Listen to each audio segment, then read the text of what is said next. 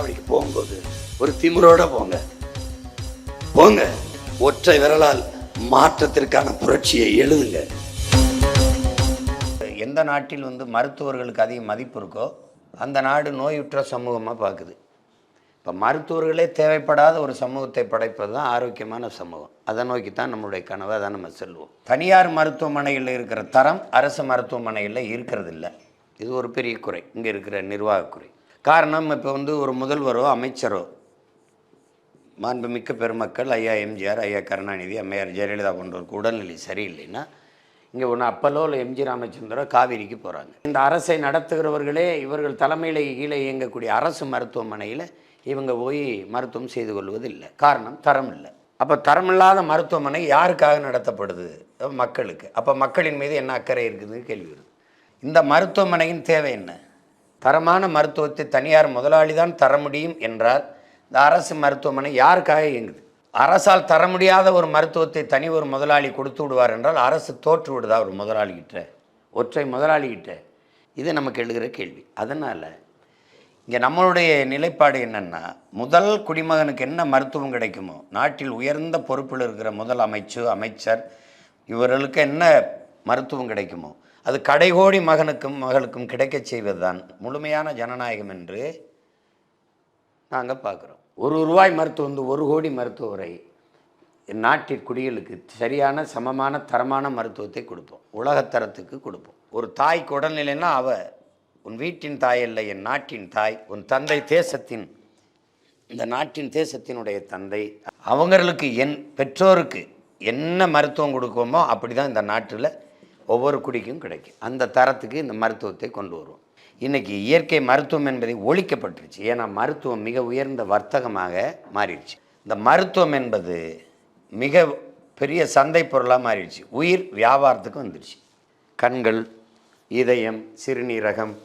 அப்போ ஒரு நோயாளி வர்றான்னா சிறுநீரகத்தை எடுத்துறது, வறுமையின் பொருட்டு சிறுநீரகத்தை எடுத்து கொடுக்குறது, இப்படி உறுப்புகள் சந்தை பொருளாதாரத்தை ஏற்றுக்கொண்ட ஒரு நாட்டில் மனிதனும் ஒரு விற்பனை பண்டமாக மாறிட்டாங்கிறதுக்கு ஒரு சான்று. ஒருத்தர் வந்தால் நல்ல கண்கள் நல்ல பார்வையில் இருக்குது, இப்போ 50 லட்சம், இதயம் நல்லா இயங்குது, இது ஒரு 2 கோடி போகும், சிறுநீரகம் நல்லா இயங்குது, ஃபங்க்ஷன் ஆகுது, இயங்குது, இது எப்படியும் ஒரு 50 லட்சம், 1 கோடி போகும். இப்படி உறுப்புகளே ஒரு பண்டமாக தான் பார்க்கப்படுற நிலைமைக்கு மருத்துவம் வந்துடுச்சு.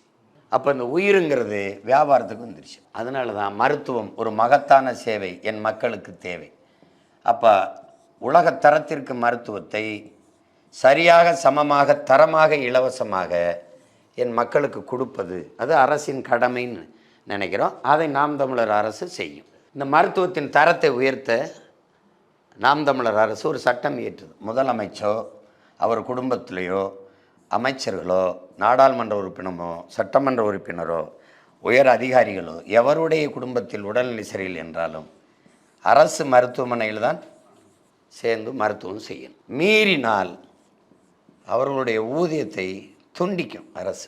நீ இதுக்கு இழப்பு கொடு, நீ அவமதிக்கிற அரசை, அவமதிக்கிறாய், அரச நிர்வாகத்தை அவமதிக்கிறாய் என்று கருதி அந்த அவமதிப்புக்கு தண்டனை விதிக்கும். ஒரு சம்பளம் எவ்வளவு? 1 லட்சமா? 50,000 துண்டிக்கும். சட்டத்தை மீறினா அது தண்டனைக்குரியதாக கருதி தண்டிக்கும்.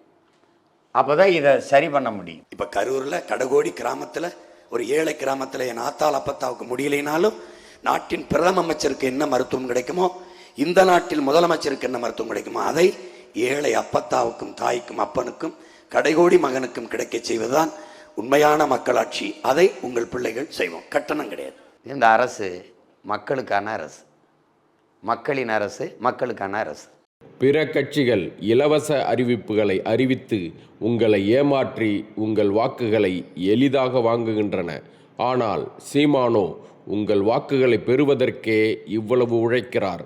நீங்கள் வாக்களித்து அவர் ஆட்சிக்கு வந்தால் உங்களுக்காக எவ்வளவு உழைப்பார் என்பதை எண்ணி பாருங்கள். விவசாய சின்னத்திற்கு வாக்களிப்போம், வருங்கால தலைமுறைக்கு வாழ்வளிப்போம். நமது சின்னம் விவசாயி.